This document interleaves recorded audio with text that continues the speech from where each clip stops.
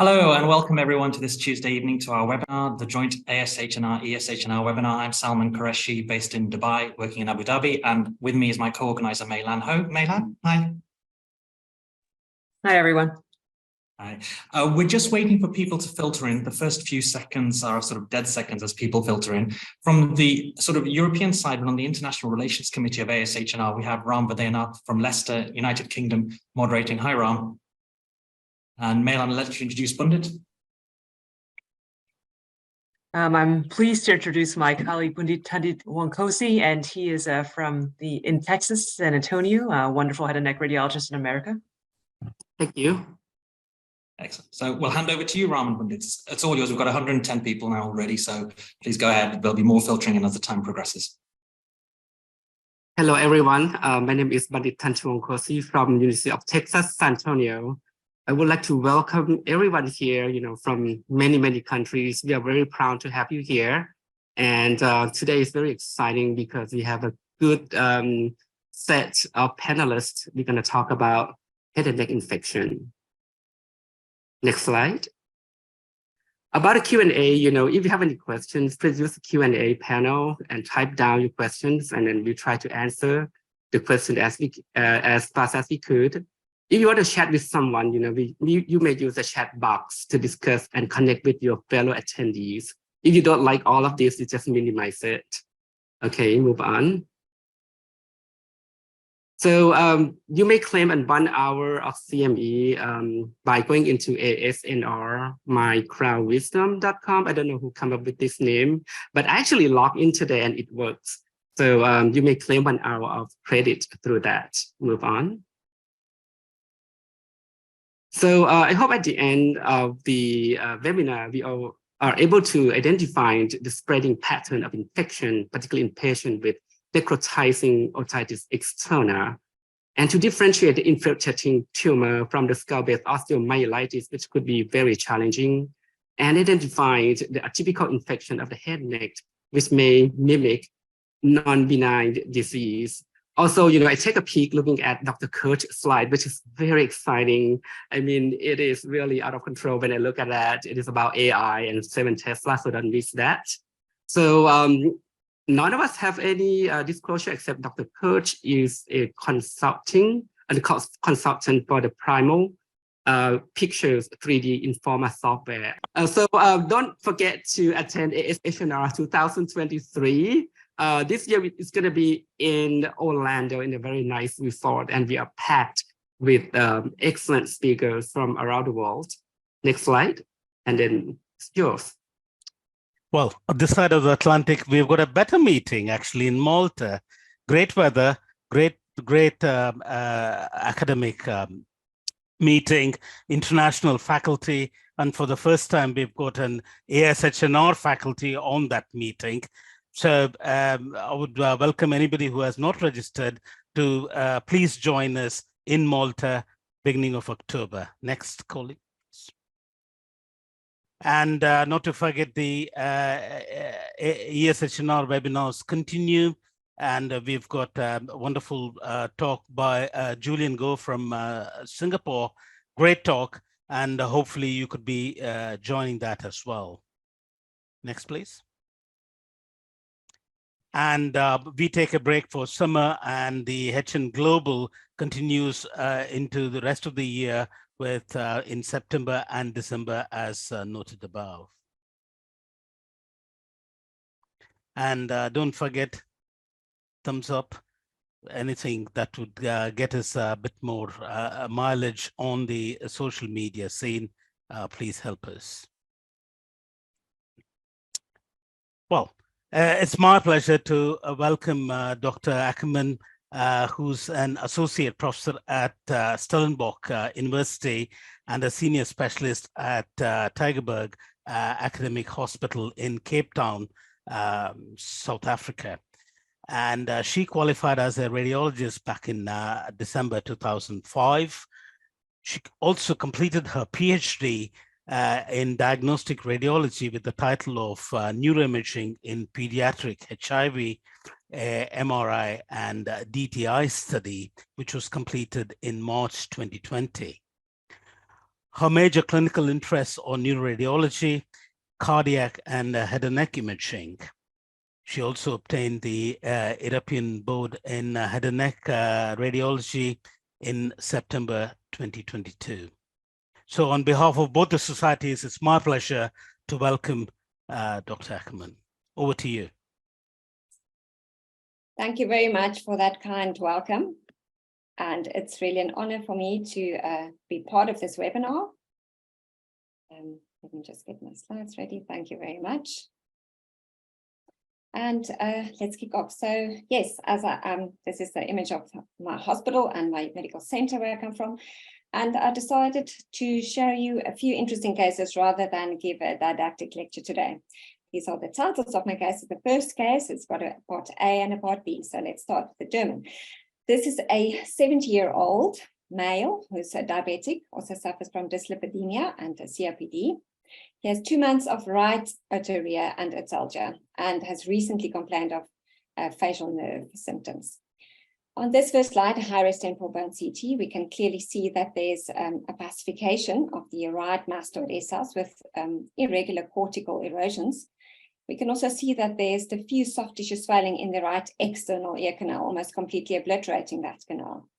What we also noted is pay attention to this right condylar process of the mandible, slightly anteriorly and laterally subluxed compared to this other side.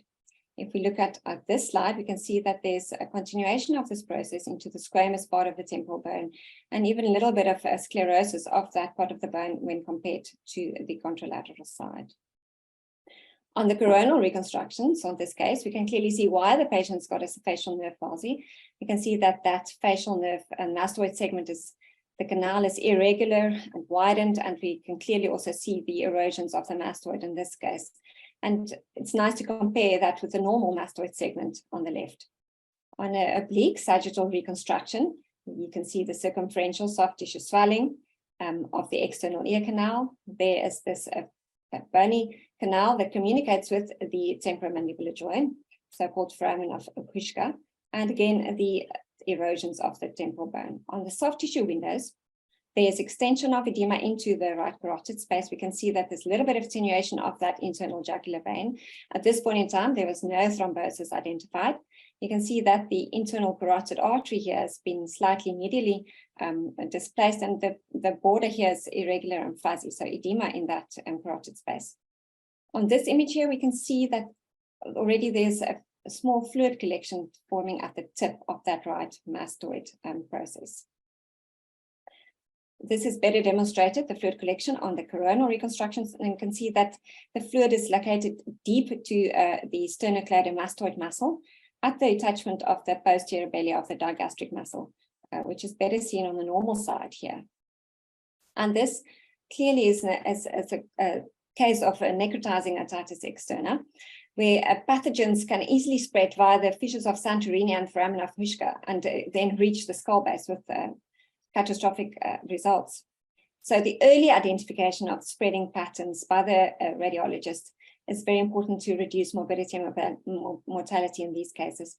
Now, this case is an example of a Besel's abscess. So this necrotizing otitis externa has been complicated, and this has first been described by Friedrich Besel, the German otologist, in the late 1800s.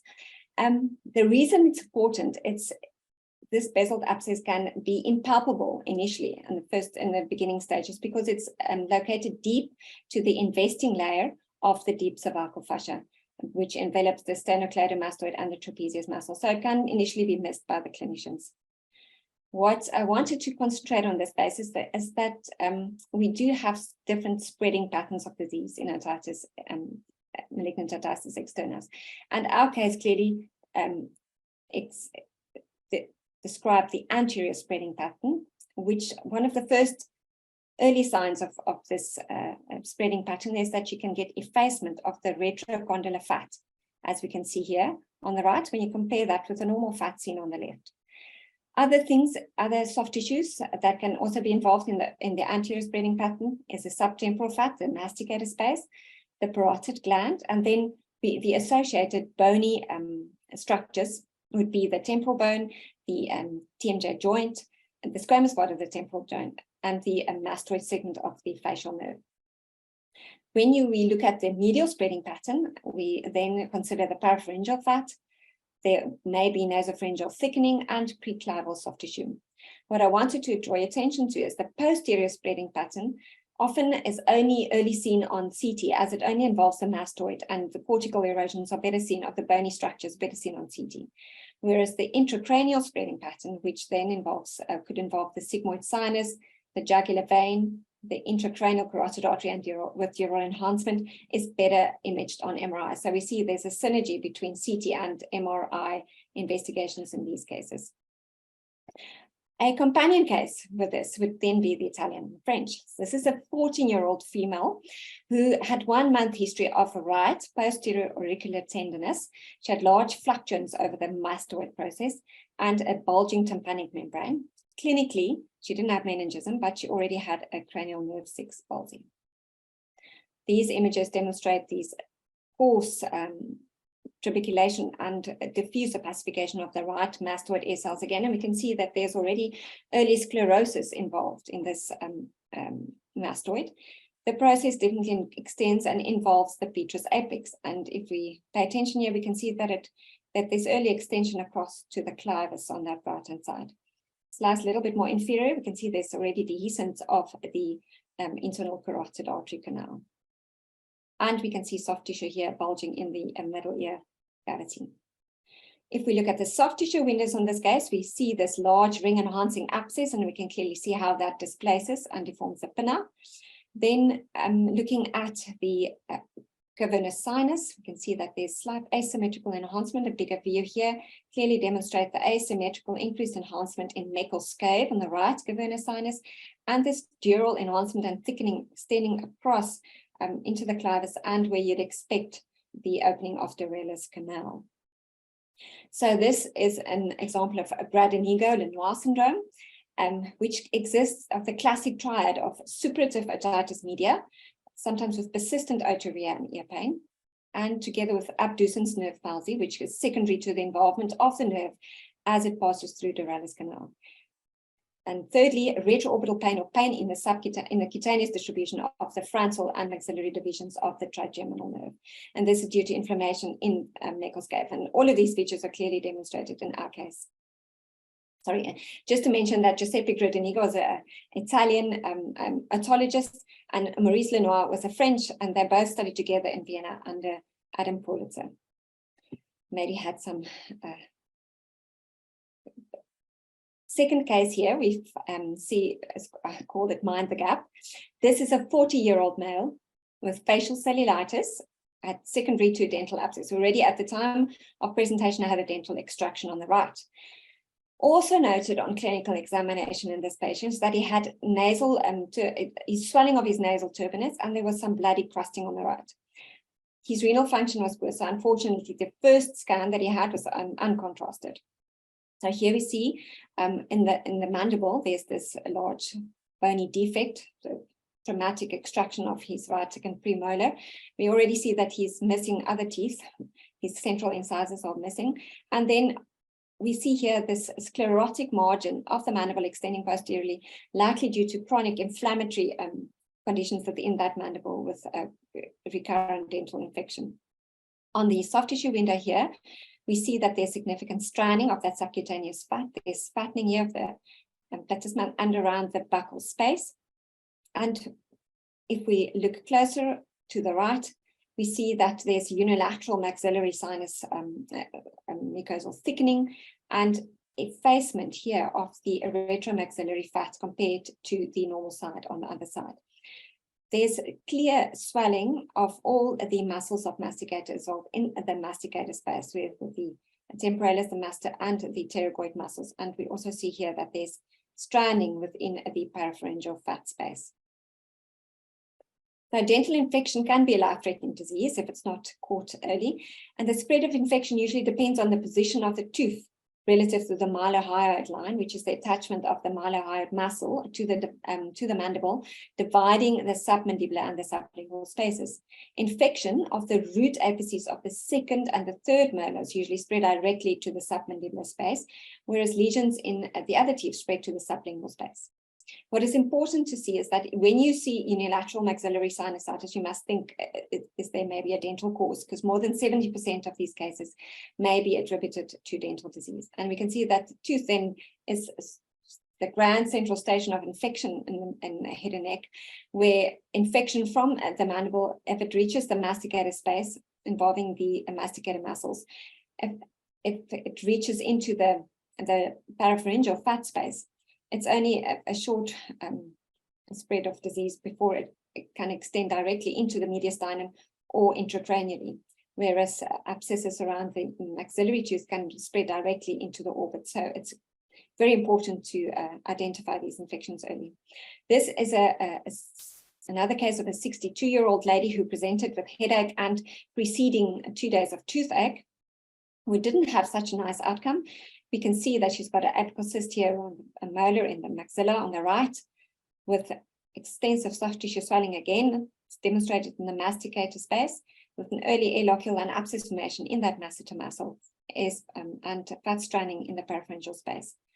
Again, notice the unilateral maxillary sinusitis, the effacement of that retromaxillary fat, and the swelling here in the maxillary, the muscles of mastication. If we look at a high slice, we can see that infection has extended along the temporalis muscle, and we can see involvement both sides of the lateral orbital wall with the early subperiosteal abscess, medially displacing that lateral rectus muscle. And here, early hypodense changes in the temporal lobe, likely in keeping with early cerebritis. She had a thrombus within the superior ophthalmic vein, and then higher up in the cranium already developed a subdural empyema. I think there was some enhancement of the dura here in the anterior temporal lobe as well, all just demonstrating the significant consequences of poorly controlled dental infection. Getting back to our initial patient, is that what was missed on the initial study is that he had this dense opacification in the right ethmoidal air cells, with crowding here and fat straining in the orbital apex, with a fluid extending along that optic nerve. And this patient, unfortunately, looking at his T2 sequence, we can see that classic hypo-intense T2 signal within that ethmoid sinus and the obstructed sinuses adjacent to it. Again, that edema in the orbital apex and along the optic nerve, with restricted diffusion demonstrated on the DWI. So this is unfortunately initially missed fungal sinusitis, and the patient, despite aggressive therapy, ended up with an exenteration of the right eye. Case number 3, finding old friends in new places. So this is a 5-year-old who presented with a left parotid mass for more than 2 weeks. That queried what the swelling was. He had a T2 and or MRI, T2 and flare. We can see this very well-defined hyperintense T2 cystic structure within the left parotid gland, with these undulating peripheral and marginal membranes, also demonstrated nicely on the flare. T1 and T1 post-contrast of the lesion, hyperintense to surrounding parotid gland, and with this intense peripheral parotid enhancement surrounding the cyst, but not significant cystic internal membrane enhancement. And also we see this clearly demonstrated on the coronal T2. This is an ultrasound of this patient, where we see that classic membranes and cysts within a cyst in this lesion, which is obviously an echinococcus. And just a companion case, case 3, is a patient who's 73-year-old with 3 months history of progressive vision loss in the right eye and eye pain and proptosis. She presented with this rim-enhancing hypodense mass retroorbital around and sort of displacing the optic nerve. I think our first thought in this case was that she was a 73-year-old lady. I think we considered cystic metastases, but her MRI is the clincher here, that we can see that classic appearance of the adapted cyst with these undulating peripheral margins in the retroorbital intraconal location with intense peripheral enhancement. So cystic echinococcosis, we as humans are accidental hosts when we ingest the occurring infected, contaminated food. As we know, the cyst has 3 components, a peri, exo, and endocyst, and the WHO has derived this classification to help us with management and treatment. Our case clearly fell between a CE2 and a CE3. This is cystic echinococosis. Classified CE1 and 2 cysts are usually active disease, would therefore need intense therapy. CE3A and B cysts are transitional, where this is C4 and 5 cysts are inactive.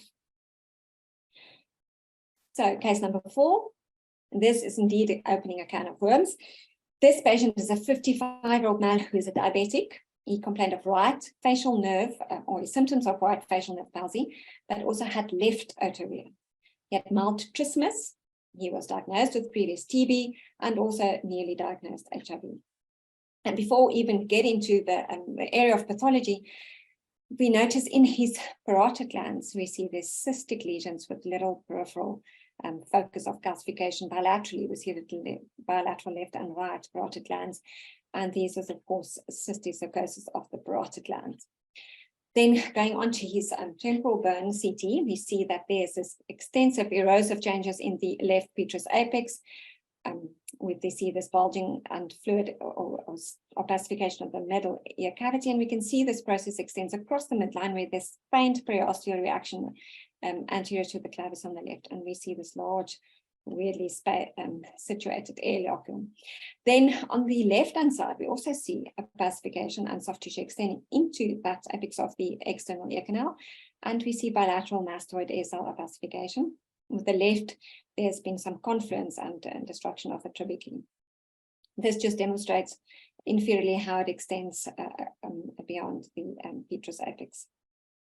On the MRI of this patient, we can see on the T2 that there's a diffuse hyperintense signal within the right nasopharyngeal space, and the bilateral parapharyngeal fat spaces and the masticator space. It extends across the midline, and we see this airlocule again. Bilateral mastoid ear cell opacification, likely due to obstruction or edema of that draining eustachian tubes. And we see a differential signal intensity in the mastoid ear cells. If we look at the T1, again, we see that effacement of the fat planes that we'd expect to see the delineation of the parapharyngeal fat space. And then post-contrast, this intense circumferential enhancement of the lesion, this little airlock is typical appearance of an abscess on the left. But if we look on the right external ear canal, we see soft tissue extending along that ear canal, which is also enhancing, and we also see differential enhancement of the mastoid ear cells enhancing on the left compared to the right.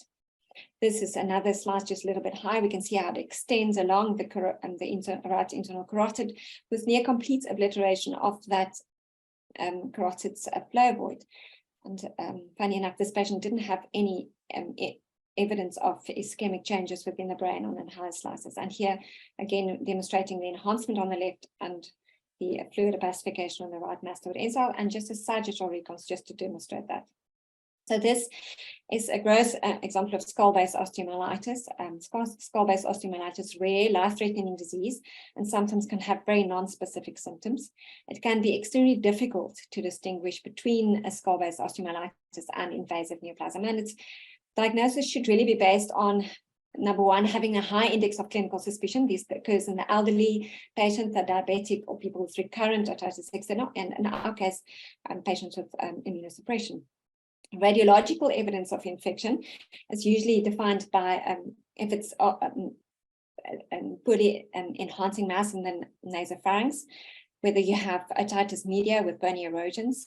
Usually there's no architectural distortion, and you can have involvement of lateral structures such as the parotid gland or the TMJ. And high signal on T2 with abscess formation, this would indicate that there's more of an infective process. These patients usually have a repeated negative biopsies for cancer. So that is usually what's necessary. They need to have repeated biopsies, and then positive microbiology obviously aids. In comparison to this, when you see architectural distortion or there's clear disruption of the nasopharyngeal mucosa and markedly enlarged lymph nodes, you'd think more of a nasopharyngeal carcinoma.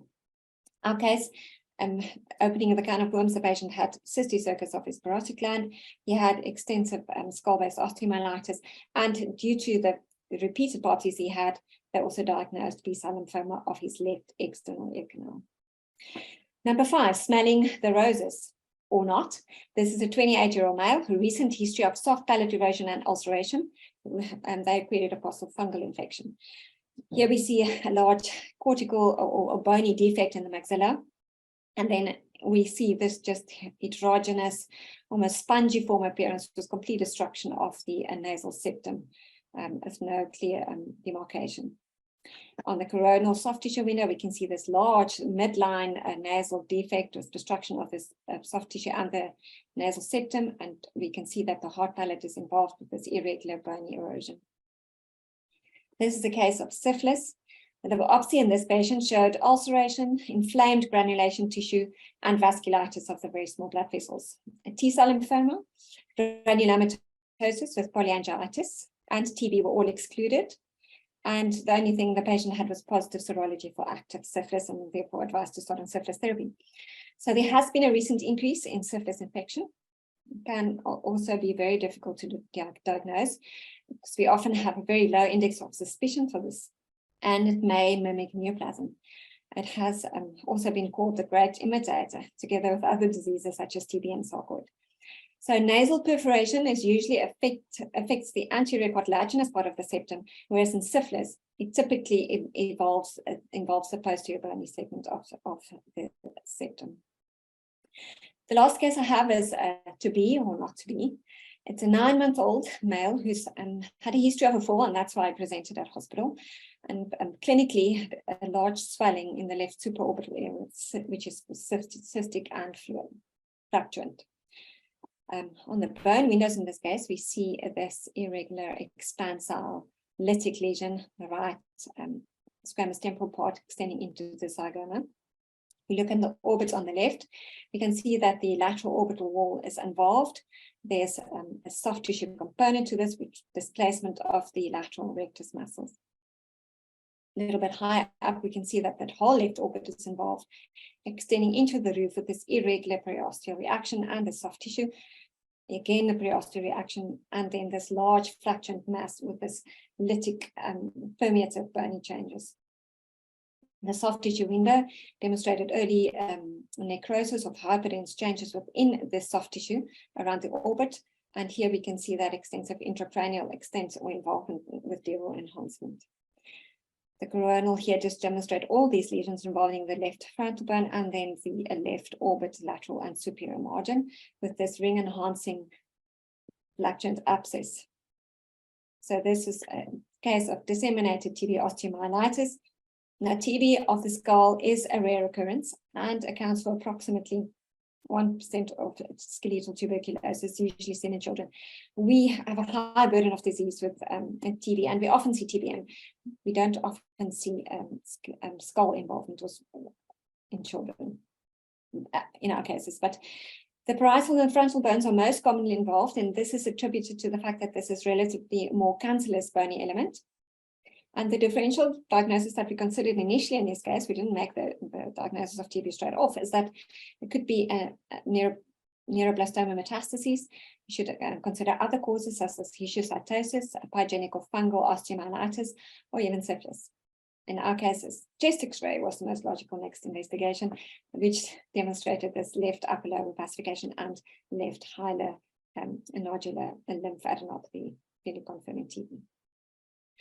That is all the cases that I have. So my take-home messages would be that early identification of infection and spreading patterns of diseases may reduce the morbidity and mortality of head and neck infections. And quoting my professor, Prof. Leon, is remember that teeth can kill you. Closely inspect the most inferior and the superior extent of disease, because that's where often the little telltales of spread of disease hides, and that immunocompromised patients are at very high risk for more aggressive type infections and for dual pathology. And if you do not expect the unexpected, you will not recognize it when it arrives. Thank you very much.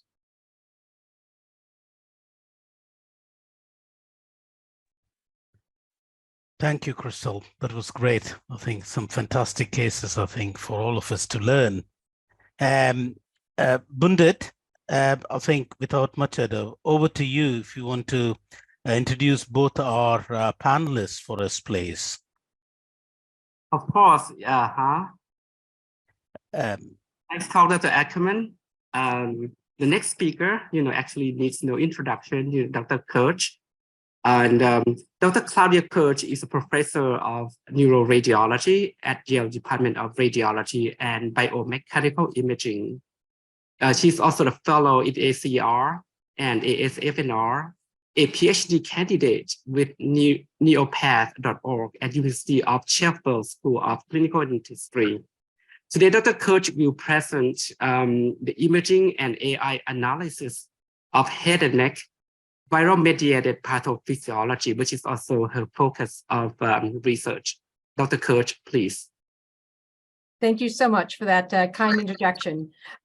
So welcome, everyone. I'd like to acknowledge that terrific talk by Dr. Ackermann and, of course, my colleagues and moderators and the ASNR for giving me the opportunity to come speak to you today. I also need to, of course, acknowledge my wonderful thesis advisors, both on this side and across the pond. I do need to disclose I'm a consultant with Primal Pictures. I'll be using those pictures to highlight key anatomy. I also work under grant funding from the NIH under Dr. Baldwin-Chani's lab, R2G grant, recently also received a grant from the ASHNR, as well as grant funding from my own institution.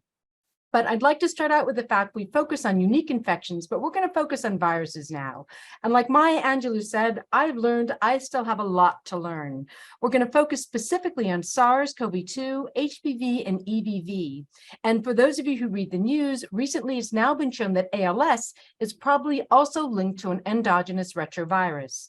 Now, my goal in the 10 minutes I have is to show you key radiographic findings of these viruses, maybe figure out why they're causing these findings, and of course, can we use imaging as a biomarker to follow these diseases? If you see these blue QR codes, these are papers I published recently. Feel free to scan them anytime at your leisure. So we're going to start with HPV. Now, it is the #1 most sexually transmitted disease, often a better prognosis, but sometimes not always a good prognosis. And this patient, they often, as you see here, present in a tonsil. Why it's just one tonsil, not the other, we're not certain, but they often present with large cystic nodal metastases. And in some cases, however, it can behave more aggressively, like a small cell carcinoma, as in this 55-year-old male, and likely affecting the Notch tumor suppressor genes. Importantly, we're seeing an increased incidence in younger patients, pediatric especially, where it's often a delay in diagnosis, and this may be due to exposure of HPV in the birth canal. However, with vaccinations, we're starting to see improvement and decreased numbers with herd immunity. Now, importantly, it can present, and you don't want to miss this in kids. We do know that immunotherapies are now being very effective. It's recently published for these advanced diseases, but pay attention to when you see this in a young child that you're not missing this diagnosis. Importantly, because we're seeing it in younger patients and they may live longer, there can be swallowing disorders associated with this. Here you can see that the numbers of oropharyngeal, both in the US and in the UK, are still rising, where smoking and drinking has gone down. There can be delayed effects with swallowing, and we're hopefully to present this at the next upcoming ASHNR. The big virus I do want to focus on is EBV. And now many of you know the most recent study has shown this is related to demyelinating disease. Biggest risk factors are, again, childhood obesity and lack of vitamin D.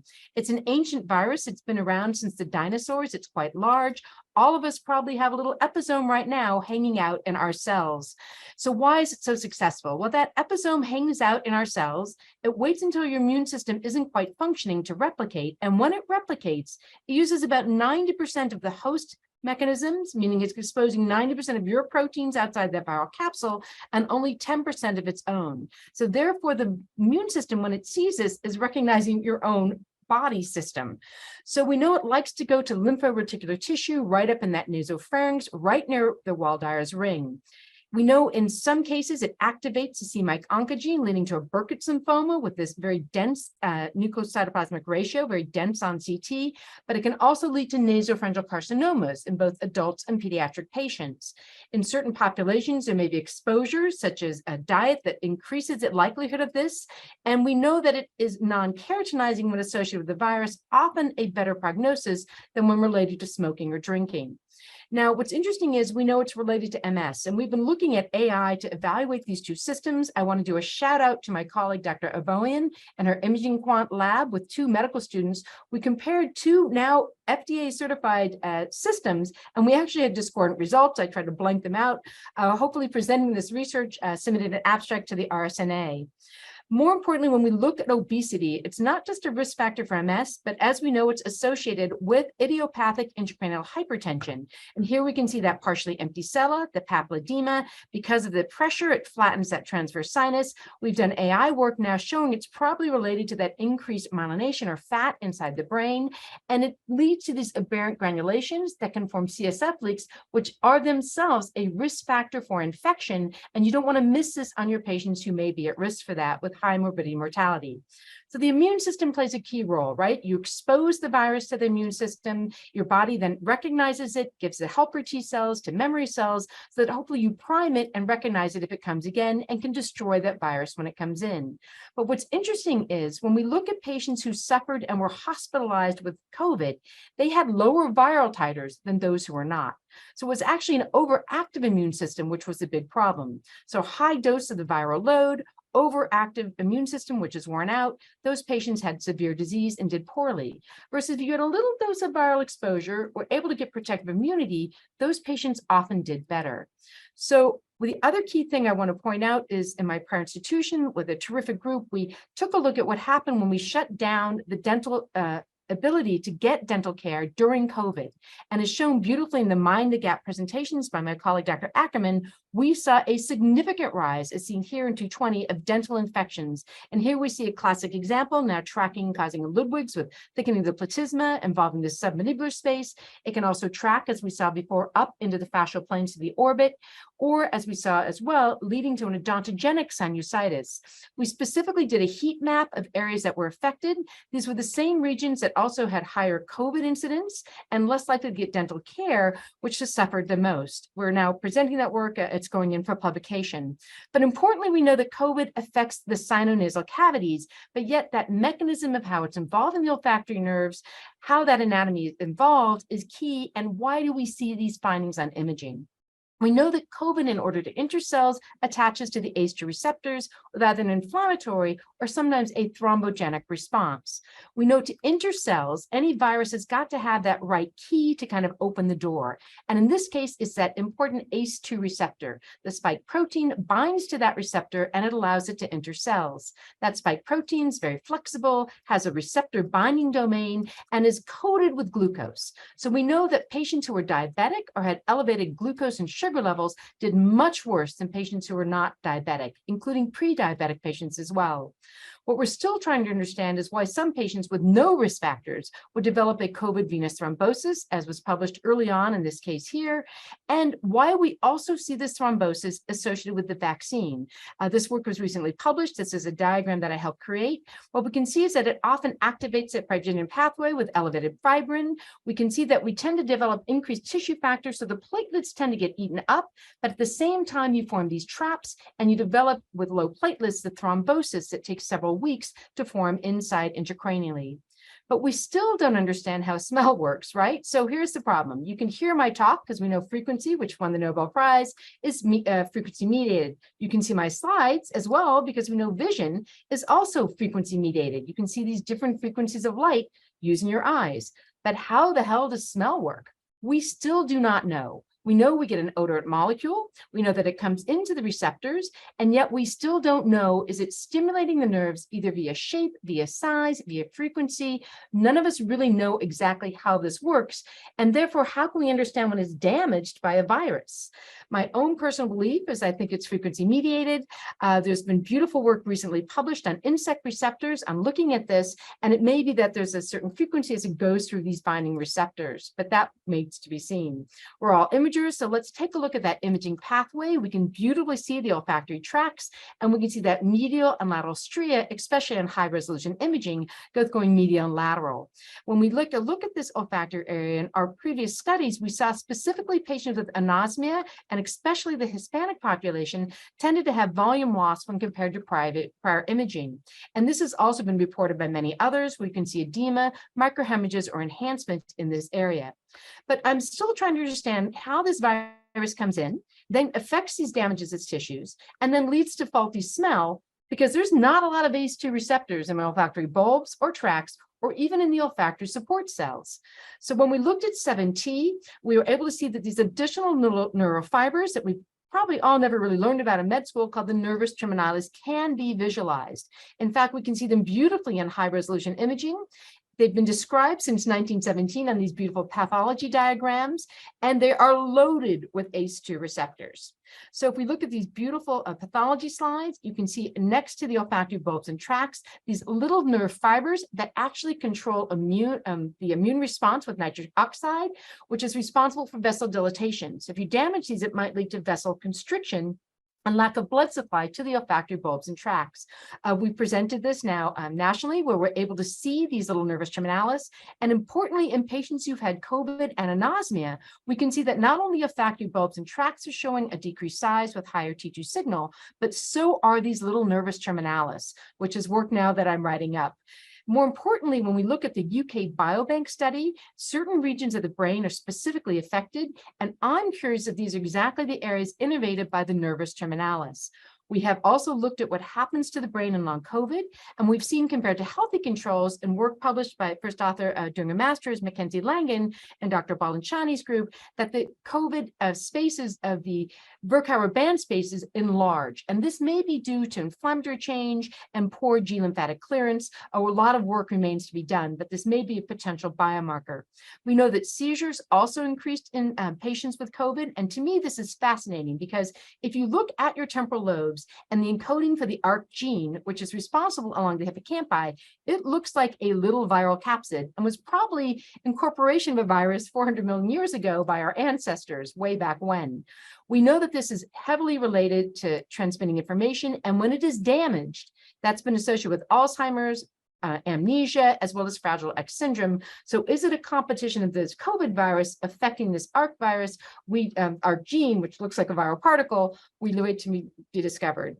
But importantly, we've also seen in patients who never had COVID and just got the vaccine, similar findings, which tells me it may be immune mediated. So here's a patient who never had COVID, antibody negative, writes in coming with phantasma. We image the patient, and the findings along the olfactory tracts and bulbs are very similar.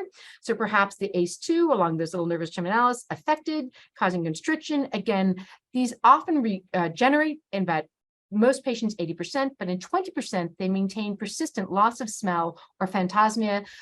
This is published around the world. People have sent me their images, and I'm working on that publication as well for getting ready for publication.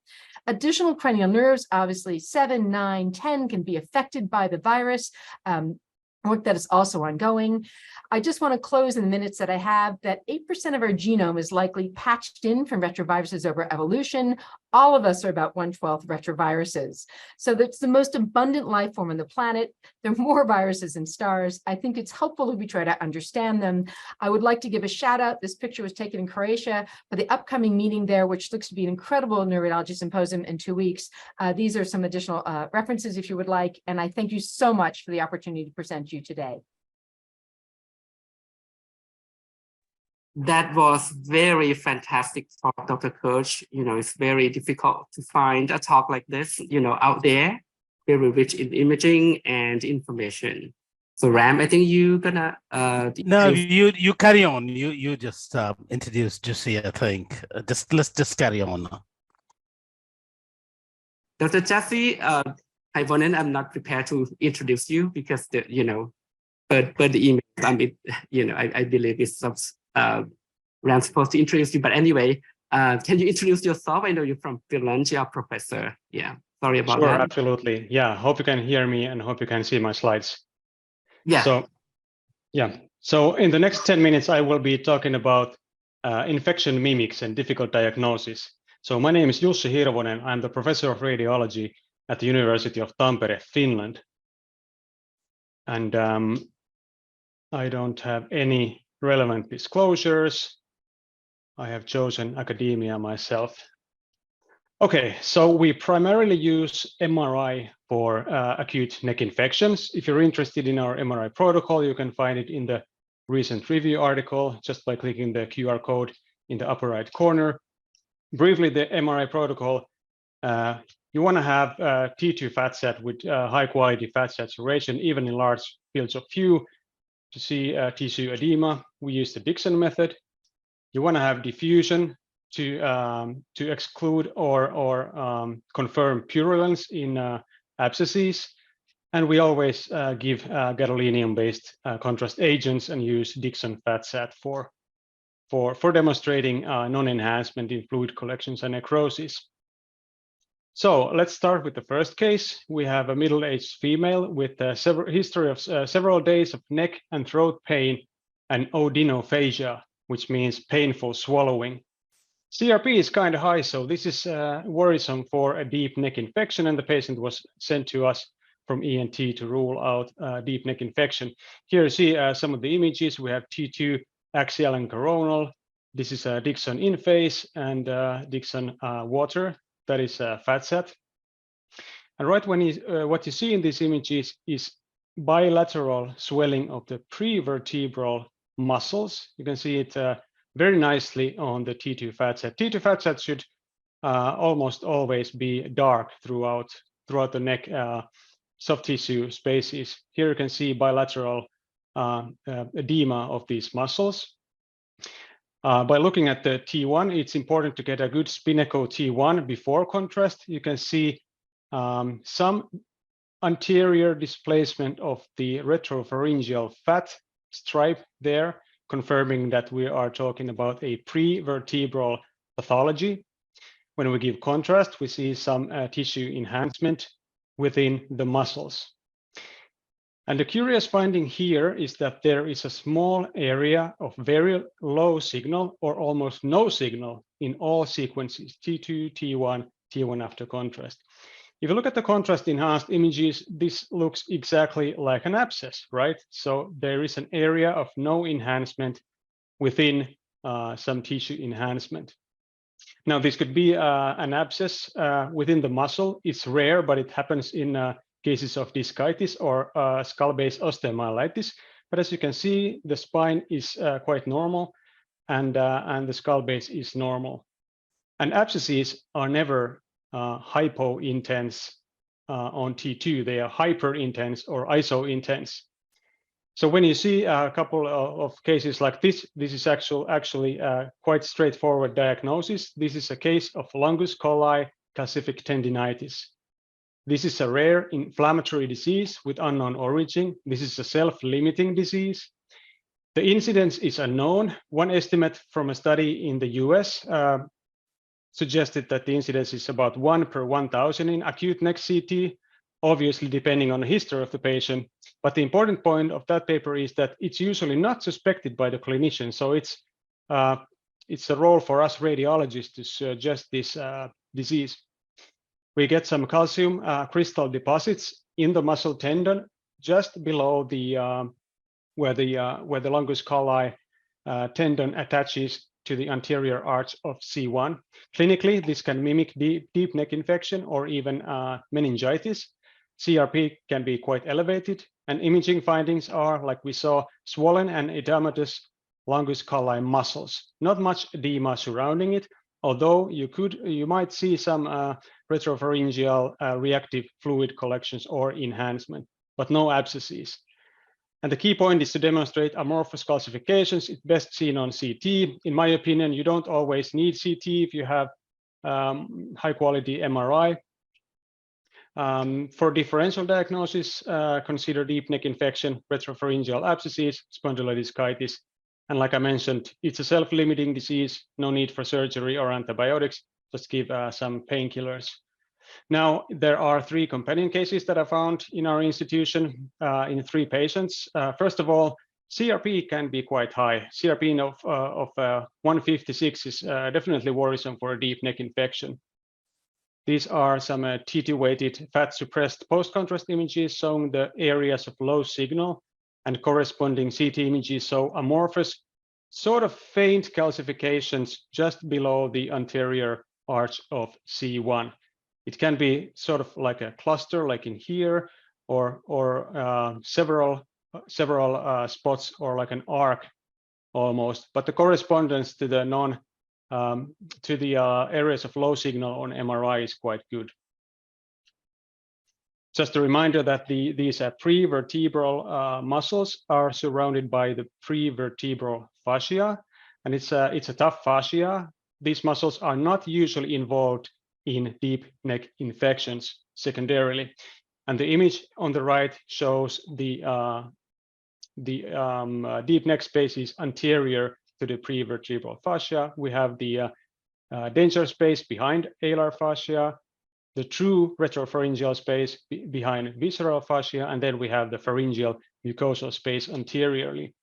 Like I mentioned, these muscles are not usually involved if you have a throat infection. Like in the upper row, there is a young patient with a large parapharyngeal space and parotid space abscess, but the muscles themselves look quite normal. The exception is that sometimes in children with retropharyngeal abscesses, we do see secondary involvement of these muscles, but then again, the primary pathology is quite obvious there in the retropharyngeal and parapharyngeal space. Now look closely to the spine when you see prevertebral thickening. Here is a patient with a discitis between the 6th and the 7th vertebrae here, showing high signal in the disc, and prevertebral swelling, some anterior epidural abscesses within the spinal canal as well. And you can see that the muscles are secondarily swollen. Another disease that can cause swollen prevertebral muscles is trauma, especially hyperextension trauma. This is a case that I found in the literature. We have a couple of cases of our own as well. After trauma, we see some swelling of these muscles, both in the sagittal stir and axial T2, but the spine is normal and there's no edema in the deep neck spaces. Let's go over another case. There is a middle-aged female with sudden tongue swelling. And she was brought to us for differential diagnosis on MRI. What's striking in this image is a widespread edema in many deep neck spaces on the T2 fat set, both in the axial and the coronal plane. You see edema in the floor of the mouth, parapharyngeal, submandibular spaces, parotid spaces, buccal spaces. When we give contrast, we see tissue enhancement in the corresponding anatomical areas. Diffusion is good because we see high ADC values consistent with tissue edema, no signs of abscess formation. And finally, when we look at the sagittal image, you can appreciate that the tongue is quite swollen and the patient actually underwent nasopharyngeal intubation before MRI. This is actually not an infection, it's not an inflammation either. This is a case of angioedema. Angioedema is characterized by a sudden swelling of soft tissues, either in the head and neck area, or the extremities, or in the abdomen. It's caused by loss of vascular integrity. There are multiple causes like allergic, hereditary, drug-induced like ACE inhibitors. Symptoms include rapid neck swelling and shortness of breath. What we see is widespread edema on fat-suppressed T2-weighted MRI, and it's wider than we usually see. It's not localized like you see in deep neck infections, but just widespread, quite symmetrical, as in this case. No abscesses, and when you see airway compromise, you should alert your clinician. And the final case that I'd like to show is an elderly female with neck pain, swelling, fever, CRP over 100, came to our clinic to rule out deep neck infection. What we see in these images is a T2 iso-intense mass, no enhancement in the center, low ADC values. This is consistent with an abscess, and a diagnosis of suppurative lymphadenitis was suggested. She underwent puncture and a pus was drained, and the infection was treated quite well. But then she had some persistent lymphadenopathy. And then we looked a little closer to these images. You can see that there are lymphadenopathy with no surrounding inflammation, and even lymph nodes with central necrosis, no surrounding inflammation or infection. Obviously, you could have something like this in like a mycobacterial infection, but the ENT doctors took an open biopsy and diagnosed HPV positive oropharyngeal cancer, and this patient had infected necrotic lymph node metastases. So this was probably a necrotic lymph node metastasis, which was then infected and had contained some purulent fluid. And just a reminder, a meme that I stole from Twitter, reminding us that any cystic mass in an adult is cancer until proven otherwise. Of course, we do have benign cysts in the neck in adults that can be infected, like in this case, this is a path-proven second branchial cleft cyst in a 30-year-old male, showing a large cystic mass under the sternocleidomastoid muscle, non-enhancing, and ADC actually suggests some layering of pus within this cystic mass. So to summarize my brief talk on infection mimics and difficult diagnosis, we had a case of longus colli calcific tendinitis, we had a case of angioedema, and a case of infected necrotic lymph node metastases from oropharyngeal cancer. Thank you very much.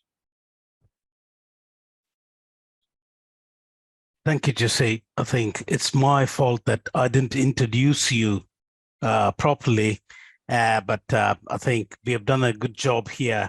I know that we are kind of close to top of the hour. Bundhit, you want to take on with the Q&A? I think there's a burning question there. Oh, Ram, don't think that much. If anything's happened, you know, it's accident. That's fine. You know, nobody gonna. So that is a good question to Dr. Ackermann, and then I actually Google it because I'm not sure what the answer is. But so Dr. Ackermann, that is a question for you regarding necrotizing otitis externa. You know, how to assess disease activity and response to treatment. The key word is disease activity and response to treatment. I'm wondering what your Google search because you know, I try to think about that. Like, if you look at CT MRI, you know, it can enhance, it can look ugly, and patients they have, you know, different, and then I mean, like signs, symptoms that's not really telling us. So, but people say that historically they use technetium and gallium, you know, this kind of nuclear medicine, you know, away from, and then now right now today we use PET CT. Yeah, that's per Google. I actually don't know the answer. That's why I have to Google it. Do you think Dr. Ackermann by any chance? Yes, no. The case that I actually demonstrated, they did follow up PET CTs to look for activity of disease. So yeah, that's I guess the optimal way. Anybody else have other suggestions? Any input from Claudia or Jussi? Role of diffusion imaging? Yeah, so I loved your talk on that. We see a lot of patients. The first thing I always do is I check to see is the patient diabetic. And then I look for Pseudomonas, right?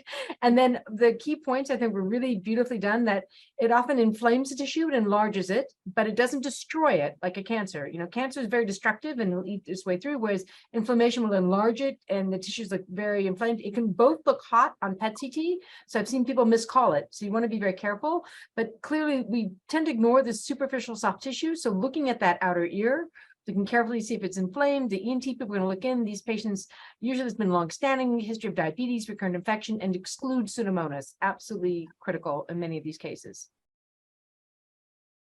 Yeah, very good answer. So we're going to move on to another question, kind of in the same theme, asking about how to assess response to therapy in cases of invasive fungal sinusitis involving the sinus wall and scale base. To me, this is almost like, you know, the same question as the prior. And you know, I have no time to Google it, but it's probably PET CT, except if, you know, the panelists have any better. So one thing I've seen that's really critical, is especially in the sphenoid and near the bony erosive changes along the cavernous sinus margins or sphenoid, you can develop pseudoaneurysm. So CTA can be really critical in some of these cases where there's acidosis and acidification of the bony margins, and if the infection tracks to the cavernous sinus, a pseudoaneurysm needs to be excluded. Perfect. Switching gear to ultrasound, the question is, how would you define the role of ultrasound in cases of neck infection? Role of ultrasound for the neck infection, when would it be appropriate instead of using CT or MRI? I believe ultrasound is non-invasive, you know, and you can monitor the sites, the vascularity and stuff. and it's good for children, right? Dr. Ho, you're a pediatric head and neck person, and I would do ultrasound for kids rather than CT and MR. Yeah, and then CT and MR probably better in terms of looking in more details or other areas of infection that may not be scanned on ultrasound. Dr. Ho? Yeah, I agree. So we have some guidelines for this. It's not quite as scientific as some of the adult literature because of the low end, but you're right that for kids, because the CT exposes them to radiation, the MR is long and may require sedation or anesthesia, that a lot of screening studies, particularly superficial masses, will be done with ultrasound. You can get a lot of information about Doppler flow. You can look at, a lot of vascular malformations are actually much better characterized by ultrasound. And then even we don't do it as much in America or I think Europe, but some of the countries that have lower resources are actually much better, as you know, at ultrasound, because that's all that they have. And so I've seen some really beautiful examples, for example, from Asia or from South America or from Africa of, transoral ultrasound and really diagnosing a lot of these almost deeper neck spaces. So I think it's possible to use ultrasound for a number of other areas as well, but it just depends on the skill and the experience of the operator and the radiologist. So obviously CT and or MR are going to be for deeper, for extended. So there are some windows, things beyond bone or beyond air where you're not going to be able to characterize, but a lot of times you can, particularly in younger kids and uncooperative kids, be able to do that initially. All right, thank you so much for the answer. I think we are running over time, 2 minutes. Can I just add, Bundhit, on ultrasound? Oh, yeah. I think it's undervalued in especially infection, and I think I think the more we use it, I think even if we can't look at deeper structures, I think it gives us a good access to even take a sample.